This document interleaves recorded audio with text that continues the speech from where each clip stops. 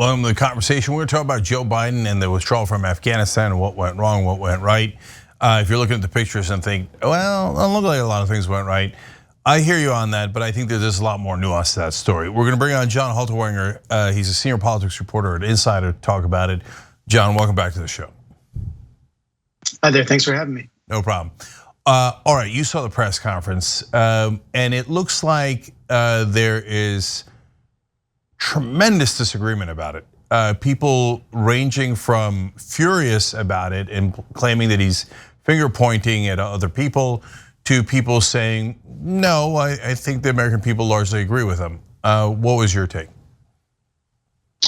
Well, Biden did get a lot right about what's been going wrong in this war.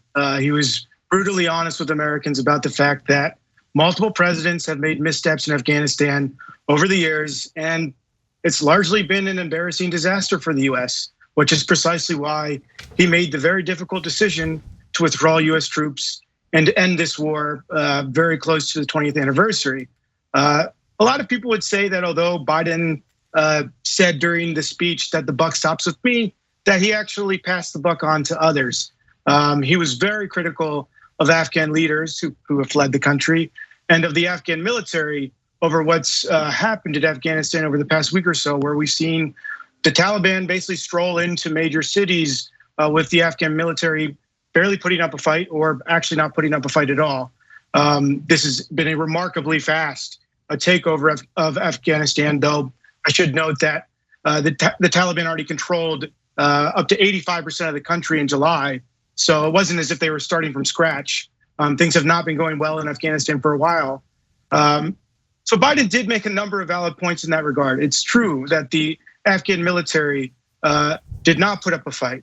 But a month ago, Biden said he trusted in the capacity of the Afghan military, that they were among the most well-equipped armies in the world.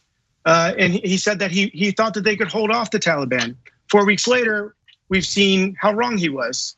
But then again, a lot of Americans agree with his decision to withdraw US troops from Afghanistan. This has been a long and costly war. It's cost many lives, especially Afghan civilians. It's cost a lot of money.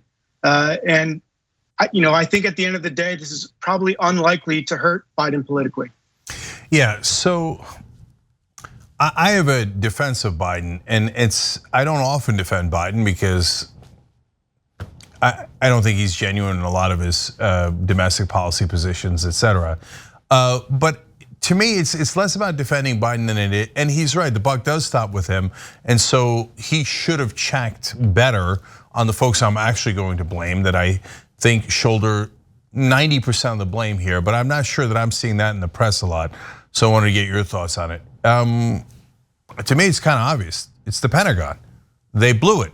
They not only blew it on the withdrawal, they must have assured Biden that that Kabul was not going to fall within the week. I'm sure they told him pretty little lies about how good their allies in the Afghan government was and how well trained they were, and Biden believed those lies. But they were lies, and the Pentagon has done nothing over the last 20 years. They've been an absolute disaster. This withdrawal is a complete proof that they're totally useless. So yeah, that's harsh, but what the hell they've been doing there for 20 years? I think you make a lot of valid points. We know that multiple administrations have lied to us about what's going on in Afghanistan, repeatedly telling us that the US was turning a corner there. And that was clearly a product of very misleading intelligence assessments that they were getting from people at the Pentagon. We saw just last week that the US military was assessing it could take up to 90 days for Kabul to fall. Clearly that was extraordinarily wrong, but it probably underscores why folks like Biden, Secretary of State Tony Blinken have expressed such confidence in the situation on the ground and have said, hey, look, I know that folks are worried about these Afghans who are especially vulnerable to reprisals by the Taliban, but from our understanding, we have a fair amount of time to get out of there. We're taking this seriously. Don't worry, there's no rush. Obviously, when you see these harrowing images at the Kabul airport today of these civilians and perhaps maybe some Afghans who helped the US mixed into the crowd, literally clinging to a US military aircraft, they were extraordinarily wrong. But I do think that you make a valid point that they are getting their intelligence, their assessment of the situation on the ground from the US military. And in many ways, there's a lot of signs that the Pentagon has utterly bungled this for the Biden administration. Even as far back as, I believe it was in June, when they really started to ramp down the US presence there, when they left the Bagram Air Force Base, which is the largest Air Force base in Afghanistan. They didn't consult with local officials. They did it overnight, and the air base was ransacked as a result. So this has just been messy and sloppy all around. Biden has said on several occasions, including the speech he gave on Monday, that they were the best equipped military around, with 300,000 soldiers in the Afghan military, and they were routed instantly, right? So that leads to two conclusions. Number one, congrats to the US military for just making the Taliban the best armed military around, because they now have presumably almost all those weapons. So, oops. Which leads me to the question of the first part of the question, which is how many times is the Pentagon going to say oops before not just politicians, not just folks like us, but the mainstream media overall, the press, says maybe these guys are either a bunch of total screw-ups who never get anything right, or they're all gonna be defense contractors, and the one set of folks that got super rich off of Afghanistan and hanging mission accomplished banners as we speak are defense contractors. I mean, you ask a lot of important questions here. I think that this entire situation is a reckoning for the entire foreign policy establishment in Washington, which does include the media, which has taken the words of military officials quite seriously over the years, but also one might say in recent years has really neglected to cover the Afghanistan war because it was not something that drove viewership, even though it was something that was very important and something that the US military was pouring astounding amounts of money into. We spent nearly, just to your point, roughly $83 billion just arming the Afghan military alone. And again, to your point, the Taliban essentially took all that weaponry and retook Afghanistan with it. And this has been an issue for years. We've known that the Afghan military was plagued by discipline issues, by corruption. The Taliban has frequently been found to have US weapons in their possession, but the US military continued its mission there despite all the signs that it was not working. And to your point again, I think the entire foreign policy establishment, needs to ask some serious questions about how it covers conflicts that the US is involved in. Because this really is a collective failure for America, in the sense that it does involve not just the military, not just the White House, but the media, defense contractors. So many people have contributed to this failure. Yeah, so I want to go back to the media one more time, because look, they almost never question a Pentagon, which is outrageous. And they should have asked in year 15, how many years is it gonna take? In year 16, in year 17, in year 18, 19, 20. For God's sake, how long is this gonna take? What are you accomplishing? It looks like it's the same exact thing as we had before. All that we've talked about and is granted, right? But there's arguably something even more important, which is the issue here isn't a military one, it's a cultural one. So now people are saying, well, oh my God, the poor women of Afghanistan. That's true, right? But the issue, we couldn't have killed enough Afghan men to change the culture of Afghanistan enough to protect the women once we leave, right? And so the issue is, how do you change the culture?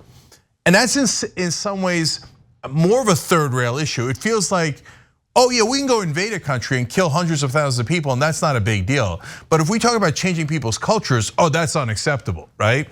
But if you don't change the culture, it doesn't matter how many decades you stay there.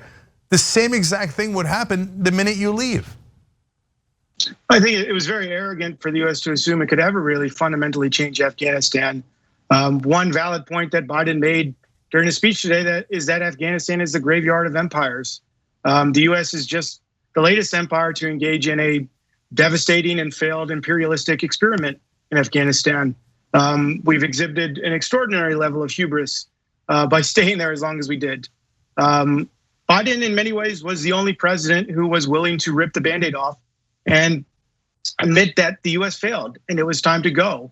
And as painful as that is, and as large as the consequences have been, he made valid points that the situation was unlikely to fundamentally change if the US stayed 1 more year or 5 more years or 10 more years. But we still have people in Washington contending that the Biden administration should bomb the Taliban to bits. Well, folks, we tried that already. It didn't work out. Yeah, Lindsey Graham's a total and utter idiot, let alone completely corrupted by defense contractors who are giant donors of his.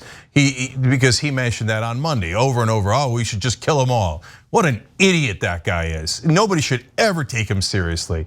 Now, having said that, we're fair about and not partisan.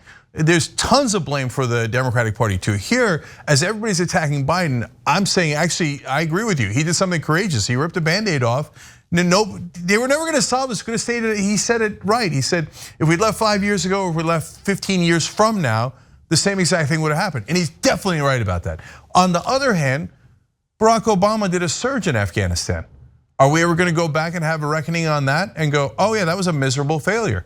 Obama should be embarrassed for that total failure of a project over a decade and nothing to show for it. Well, I think all these administrations that were involved in Afghanistan have to own this failure.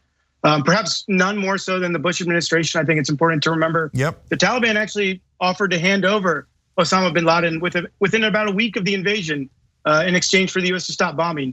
Bush said no. But of course, the Obama administration, to your point, does own this as well.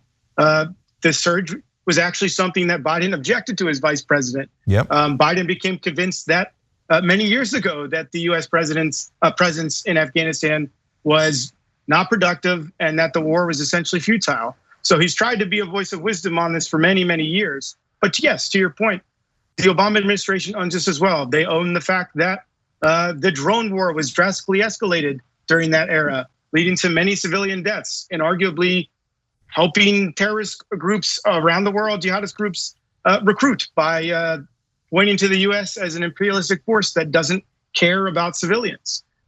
So yeah, it's not just Bush, it's not just Obama, it's not just Trump, it's not just Biden. It's a collective failure. It's a bipartisan failure. There's not a lot of bipartisanship in America today, but Afghanistan is something that both parties failed together. Now, facts matter. That's exactly right. Biden has been right about Afghanistan for a long time. Obama was disastrously wrong. The Pentagon is the worst in dealing with it. Should get most of the culpability. But at the end of the day, Bush and Cheney started this, and they had this maniacal policy that Cheney also applied to Iran. And he said, "We don't talk to evil." What a dumb way of thinking about it. And they cost us thousands of Americans' lives, hundreds of thousands of lives overall, and trillions of dollars. But hey, Halliburton got rich, so there's that. All right, John Haltiwanger, good reporter at Insider. Thank you for joining us. We appreciate it. Thanks for having me.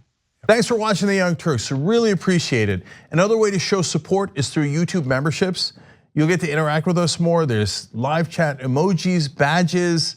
You've got emojis of me, Anna, John, JR. So those are super fun. But you also get playback of our exclusive member-only shows and specials right after they air. So all of that, all you gotta do is click that join button right underneath the video. Thank you.